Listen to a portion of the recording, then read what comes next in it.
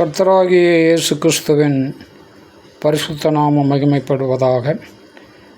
இன்றைக்கான வேத பகுதி என்னாகமம் 8ஆம் அதிகாரம் மற்றும் 9ஆம் அதிகாரம். வாசிக்க கேட்போம். கர்த்தர் மோசேயை நோக்கி, நீ ஆரோனோடே சொல்ல வேண்டியது என்னவென்றால், நீ விளக்குகளை ஏற்றும்போது 7 விளக்குகளும் விளக்கு தண்டிற்கு நேரே எறிய வேண்டும் என்று சொல் என்றார். கர்த்தர் மோசேக்கு கட்டளையிட்ட பிரகாரம் ஆரோன் செய்து விளக்கு தண்டிற்கு நேரே ஒழுங்காக அதன் விளக்குகளை ஏற்றினான். இந்த குத்து விளக்கு அதன் பாதம் முதல் பூக்கள் வரைக்கும் பொன்னினால் அடிப்பு வேலையாய் செய்யப்பட்டிருந்தது. கர்த்தர் மோசேக்கு காண்பித்த மாதிரியின்படியே அவன் குத்து விளக்கை உண்டாக்கினான். பின்னும் கர்த்தர் மோசேயை நோக்கி, நீ இஸ்ரவேல் சந்ததியாரினின்று லேவியரை பிரித்தெடுத்து அவர்களை சுத்திகரிப்பாயாக. அவர்களை சுத்திகரிக்கும்படி அவர்களுக்கு செய்ய வேண்டியதாவது, அவர்கள் மேல் சுத்திகரிக்கும் ஜலத்தை தெளிப்பாயாக. பின்பு அவர்கள் சர்வாங்க சவரம் பண்ணி தங்கள் வஸ்திரங்களை தோய்த்து தங்களை சுத்திகரிக்க கடவர்கள். அப்பொழுது ஒரு காளையையும் அதற்கேற்ற எண்ணெயிலே பிசைந்த மெல்லிய மாவாகிய போஜன பலியையும் கொண்டு வர கடவர்கள். பாவ நிவாரண பலியாகிய வேறொரு காளையையும் நீ வாங்கி லேவியரை ஆசரிப்பு கூடாரத்துக்கு முன் வரச் செய்து இஸ்ரவேல் புத்திரரின் சபையார் எல்லாரையும் கூடி வர பண்ணுவாயாக. நீ லேவியரை கர்த்தருடைய சன்னதியில் வர பண்ணின போது இஸ்ரவேல் புத்திரர் தங்கள் கைகளை லேவியர் மேல் வைக்க கடவர்கள். லேவியர் கர்த்தருக்குரிய பணிவிடை செய்யும் பொருட்டு ஆரோன் அவர்களை இஸ்ரவேல் புத்திரரின் காணிக்கையாக கர்த்தருக்கு முன்பாக அசைவாட்டப்படும் காணிக்கையாய் நிறுத்த கடவன். அதன்பின் லேவியர் தங்கள் கைகளை காளைகளுடைய தலையின் மேல் வைப்பார்களாக. பின்பு நீ லேவியருக்காக பாவ நிவர்த்தி செய்யும் பொருட்டு கர்த்தருக்கு அவைகளில் ஒன்றை பாவ நிவாரண பலியாகவும் மற்றொன்றை சர்வாங்க தகன பலியாகவும் செலுத்தி லேவியரை ஆரோனுக்கும் அவன் குமாரனுக்கும் முன்பாக நிறுத்தி அவர்களை கர்த்தருக்கு அசைவாட்டப்படும் காணிக்கையாக்கி, இப்படி நீ லேவியரை இஸ்ரவேல் புத்திரரிலிருந்து பிரித்தெடுக்க கிடவாய். லேவியர் என்னுடையவர்களாயிருப்பார்கள். இப்படி அவர்களை சுத்திகரித்து அவர்களை அசைவாட்டும் காணிக்கையாக கடவாய். அதன் பின்பு லேவியர் ஆசரிப்பு கூடாரத்தில் பணிவிடை செய்ய பிரவேசிக்க கடவர்கள். இஸ்ரவேல் புத்திரரிலிருந்து அவர்கள் எனக்கு முற்றிலும் கொடுக்கப்பட்டிருக்கிறார்கள். இஸ்ரவேல் புத்திரர் எல்லாரிலும் கற்பந்திறந்து பிறக்கிற சகல முதற்பேருக்கும் பதிலாக அவர்களை எனக்கு எடுத்துக்கொண்டேன். இஸ்ரவேல் புத்திரரில் மனிதரிலும் மிருக ஜீவன்களிலும் முதற்பேரானதெல்லாம் என்னுடையது. நான் எகிப்து தேசத்தில் முதற்பேரான யாவையும் சங்கரித்த நாளில் அவைகளை எனக்கென்று பரிசுத்தப்படுத்தி, பின்பு லேவியரை இஸ்ரவேல் புத்திரரில் உள்ள முதற்பேறு சகலத்திற்கும் பதிலாக எடுத்துக்கொண்டு லேவியர் இஸ்ரவேல் புத்திரருடைய பணிவிடையை ஆசரிப்பு கூடாரத்தில் செய்யும்படிக்கும் இஸ்ரவேல் புத்திரருக்காக பாவ நிவர்த்தி செய்யும்படிக்கும் இஸ்ரவேல் புத்திரர் தாங்களே பரிசுத்த ஸ்தலத்தில் சேருகிறதுனால் இஸ்ரவேல் புத்திரரில் வாதை உண்டாகாதபடிக்கும் லேவியரை அவர்களிலிருந்து எடுத்து ஆரோனுக்கும் அவன் குமாரருக்கும் தத்தமாக கொடுத்தேன் என்றார். அப்பொழுது மோசேயும் ஆரோனும் இஸ்ரவேல் புத்திரரின் சபையார் யாவரும் கர்த்தர் லேவியரை குறித்து மோசேக்கு கட்டளையிட்டபடியெல்லாம் லேவியருக்கு செய்தார்கள். லேவியர் சுத்திகரிக்கப்பட்டு தங்கள் வஸ்திரங்களை தோய்த்தார்கள். பின்பு ஆரோன் அவர்களை கர்த்தருக்கு முன்பாக அசைவாட்டும் காணிக்கையாக நிறுத்தி அவர்களை சுத்திகரிக்க அவர்களுக்காக பாவ நிவர்த்தி செய்தான்.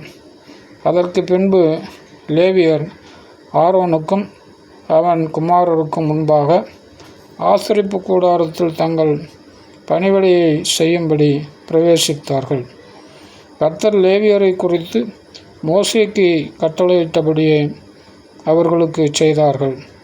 பின்னும் கர்த்தர் மோசேயை நோக்கி, லேவியருக்குரிய கட்டளை என்னவென்றால், 25 வயது முதல் அதற்கு மேற்பட்ட வயதுள்ள யாவரும் ஆசரிப்பு கூடாரத்தின் பணிவிடையை செய்யும் வேளையிலே சேவிக்க வர வேண்டும்.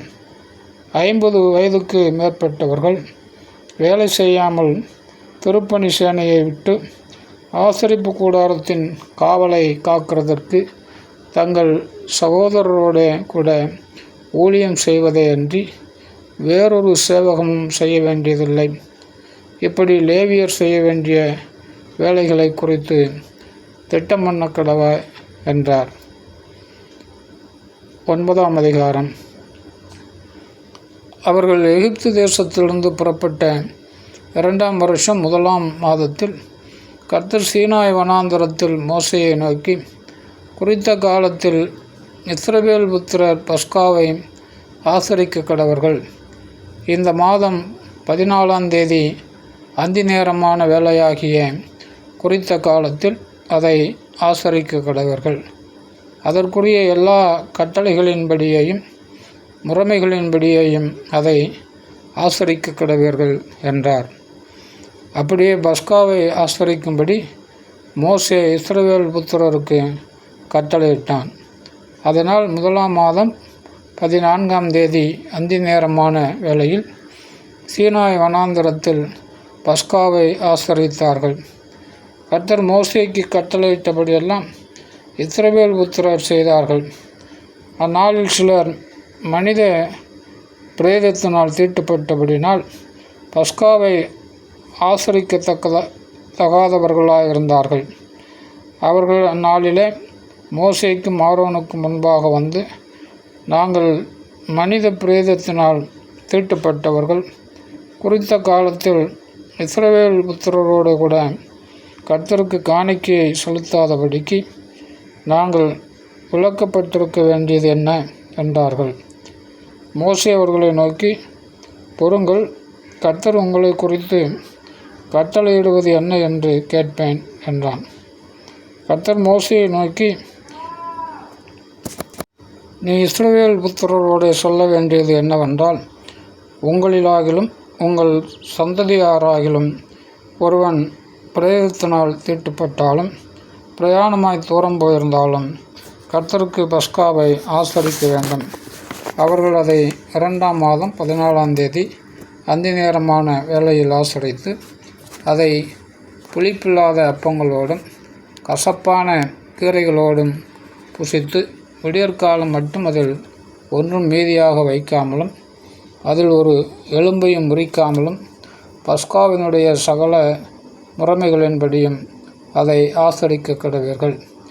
ஒருவன் சுத்தமுள்ளவனாய் பிரயாணம் போகாதவனாயும் இருந்து பஸ்காவை ஆசரிக்காதே போனால் அந்த ஆத்துமா குறித்த காலத்தில் கர்த்தரின் பலியை செலுத்தாதபடினால் தன் ஜனத்தாரில் இராமல் அறுப்புண்டு போவான்.